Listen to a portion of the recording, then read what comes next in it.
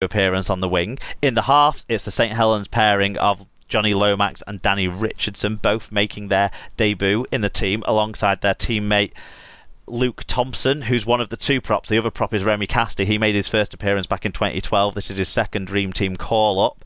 James Roby is the hooker, making his sixth appearance in the Dream Team. His appearances previously were 2007, which I think is the year he won Man of Steel. 2010, 7 or 6? I thought it was 2006 he won. Yeah, you might be right. He didn't even get in the Dream Team the year he won Man of Steel. That's ridiculous. 2010, 2011, 2012. So he had a good run then during the era where Saints got to and lost grand finals. 2015 he was in there, and 2018 as well, making it 6. John Bateman makes his first appearance, his last at least for a while, in the second row, alongside the third of the Wakefield Trinity, Matty Ashurst, who makes his debut appearance too. And then finally, the man... No, you were right, it was 2007. The man who's appeared 7 times in the Super League Dream Team, 5 times in consecutive years, which is a record, and 7 times I think it's equalled by a few, but it's only bettered by Jamie Peacock, and that is Wigan Warriors Sean O'Loughlin. He's been in the Dream Team in 2010, 2011, 2012, 2013, 2014. But Jamie Peacock would have appeared in more than one position, so I'm not sure if it has quite the same stature. No, was appearing in the same position every time. Well, exactly, and that 5 years in a row was some achievement too. But yeah, so we had someone get in touch on this one before we give our views in a bit more detail. Tim, Joshua's granddad, got in touch. He said, McShane in at hooker, and how the hell can you pick lockers on half a season? I think Hinchcliffe was worth a shout. Ghetto. Right.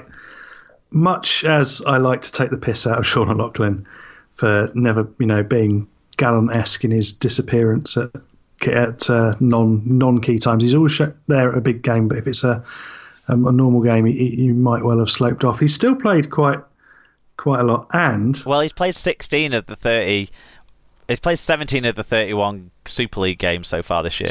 Yeah, which is a fair share. Also, I believe there's a really he played 14 of the 23 regular season rounds. It might have been 13. So 2/3 of the regular season he played as well. But I think the point you're getting to maybe is that other people are worth a shout, but there's no one in the same category, and there's probably nobody in the next category down either. I think there's two. You're looking at the level of Loughlin is not short, just a little short of world class. You've then got another top performer level, and then you've got the solid doing well kind of level, and I think that's there's nobody in that middle bracket at loose forward. Really good article on Love Rugby League. I was just about to call out our partners over there. Yep, go on. Talking about the death of the loose forward as such, and I think it's quite interesting. They've done the stats, and it's a really good read. So I definitely recommend checking it out, because that'll be more than I can babble on about it here. McShane at hooker. This seems to be like the big conspiracy, but again, I think James Roby has been better consistently. I think the thing with McShane and what McShane has in his favour this year, and he is on the ballot for the Dream Team, for the Super League Pod Dream Team at hooker alongside James Roby, Darryl Clark and Michael McAlorum. The thing that Paul McShane has in his corner is he's been so significant to his side, both in attack and defence, which maybe doesn't jump out as much for James Roby, because maybe the rest of the Saints team played a lot better or played a lot more consistently and regularly than the rest of the Castleford Tigers team. But that shouldn't take away from a man who's putting in on average 40 tackles and an average 100 metres a game. He's doing and then contributing assists and tries along that way, important try savers, huge momentum swingers. I just think James Roby's a cut above, and as much as Paul McShane's been huge for Cass this year, it's been huge for Cass, but he hasn't been the best. He hasn't been the best player in the best team, and James Roby for me has been that. Yeah, I definitely agree with that. I think Roby. I mean, I'm a big Roby fan anyway, because of that extra meters from where he gets you from 30 meters out to 20 meters out, where he just steals that bit, where he just darts and finds that extra edge. I think he's if you had to pick someone in your side, you would pick him. I'm trying to think where my personal votes for the SLP Dream Team went different to this lineup, and I would say that I didn't choose Tommy Makinson. I'm pretty sure you put Tom Davies in. I went yours. a bit of a homer choice on Tom Davies, but come on, if the guy's made the most meters per game in the Super League season and scored as many tries as Tommy Makinson has, then to me, he hasn't maybe had the highlight reel plays that Tommy Mack has, and he didn't have that outstanding appearance for England. But hey, this is the Super League Dream Team, so I went him over Tommy Mack. I went Fafita over Casti. I think Casti's role in that Challenge Cup run has enhanced where he's at, and it's, to me, that's not a Super League matter. And also, I just don't think he had enough great games. I think he had a load of really, really good games, but I don't think, like, he wasn't the reason that Catalan Dragons finished 7th in the table and the reason they won at Wembley. He was part of that journey, but he wasn't the reason. Whereas I think for Fafita, Fafita was a huge difference maker for Wakefield in the regular season. Basically, when he was on the field, they were a team that were imposing, whereas when he wasn't on the field, they were a team on the back foot, and that's how it always felt like to me. And then instead of Matty Ashurst, I went Zeb Tayabi, just because he was part of that magical kind of edge for St Helens that was Lomax, Tyre and Percival, with Barber chiming into that too. And I just think I just remember so many plays from this season that he helped create down that side. I just felt it was a little bit harsh that Percival and Lomax got in and he didn't. But they were my three differences. I don't know if you've done your votes yet and where you would go different. I haven't yet. But no. Do you know where you might go different? I don't think there's many places I would, to be honest. I think probably just Matty Ashurst is probably the question for me, and probably would have gone Tom Davies as well. Make your votes count over at the Super League Pod Awards. Okay, on to England then. Tim, do you want to run us through what's going on there? Yeah, so Wakefield Geo, Tom Johnston, or John Stone. John Stones, yeah.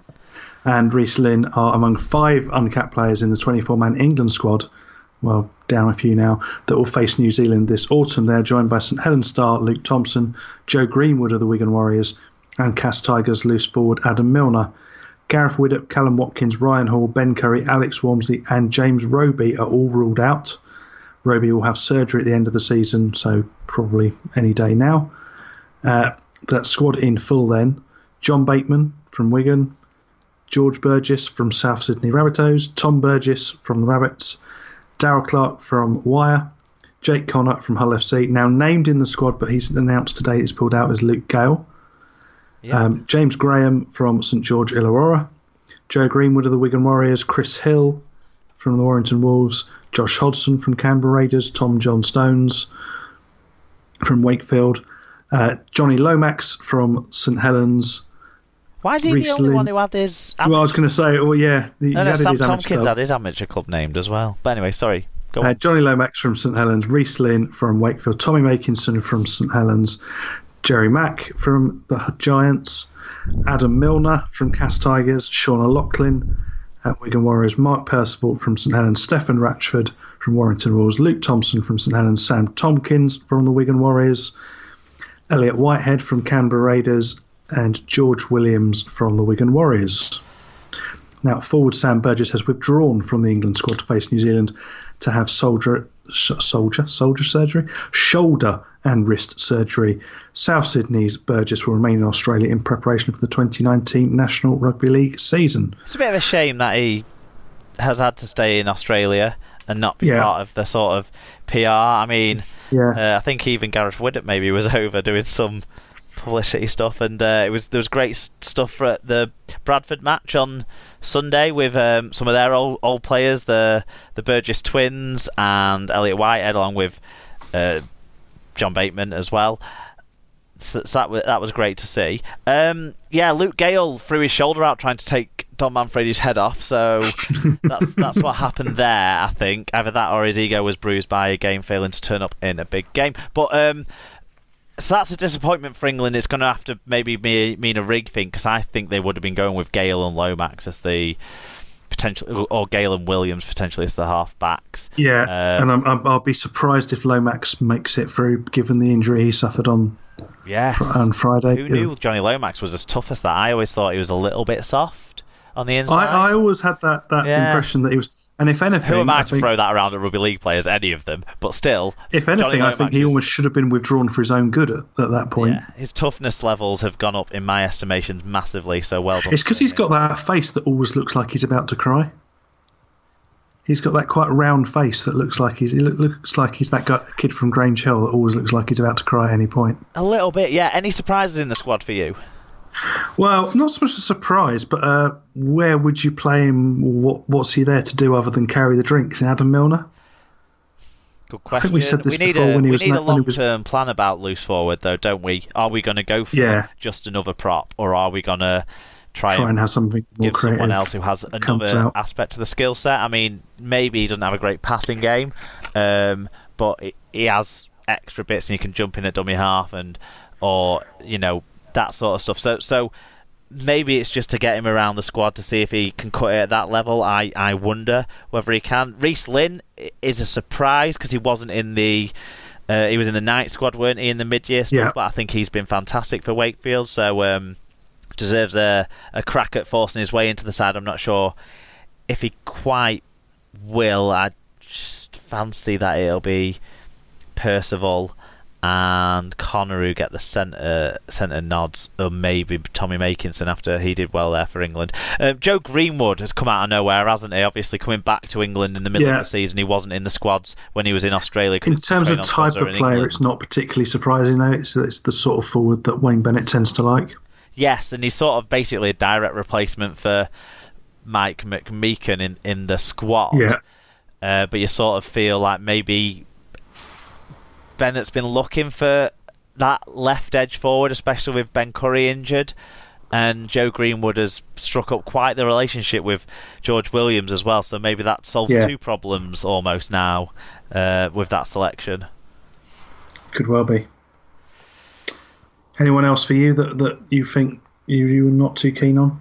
No, I'm not too keen. I think they're all great players and all had good seasons really and deserve where they are. I was surprised with Roby not being included that they didn't go for McShane at all, because obviously Hodgson is going to be the mainstay guy and Clark's a good change of pace to him. But if Hodgson maybe got injured, would Clark be the guy you'd want to go 80 minutes at the international level? I'm not sure, but McShane, for me, was a little bit unlucky, but I like Darryl Clark as a player more in terms of what him being a difference maker for England rather than just being a real asset to the team he's in. And realistically, he's probably got an extra couple of years within him where he could perform at an international level. Well, Paul McShane's more likely to be the England coach with his coaching record, coaching the Invincibles. Exactly, yeah. But in terms of if you're looking more forward thinking towards sort of beyond the next World Cup, probably 4 years from now, then you're more likely to have Darryl Clark in that squad. Yes, good shout. Which is probably an argument you would well use for it. Yeah, is it the right thing to introduce someone like Paul McShane at this stage of his career when there's so many great options around that position? Hodgson and Clark probably have a bit more potential longevity to him. I'm with you. Looking elsewhere towards the future, though, Jack Hughes has been named the skipper of the England night squad, which includes 4 players from Warrington and Leeds. Wigan Warriors and Hull FC each have 3 players in the squad. Castleford Tigers, Hull Kingston Rovers and Widnes Vikings have 2 each, and Huddersfield Giants and Wakefield 1 each. The full England night squad for their 2018 PNG tour is Ollie Holmes of Cass, Greg Minikin of Cass, Cruz Leeming of Huddersfield, Chris Atkin of Hull KR, Robbie Mulhern of Hull KR, Jamie Shaw, Dean Hadley, Brad Fash, all of Hull FC, Mika Alejski, Liam Sutcliffe and Jack Walker all of Leeds, then Ash Hanley as well of Leeds, Danny Richardson and Matty Lees of St Helens, James Batchelor of Wakefield, Sam Powell of Wigan, joining with teammates Oliver Gildart and Tom Davies, Harvey Livett, Jack Hughes, Joe Philbin and Toby King of the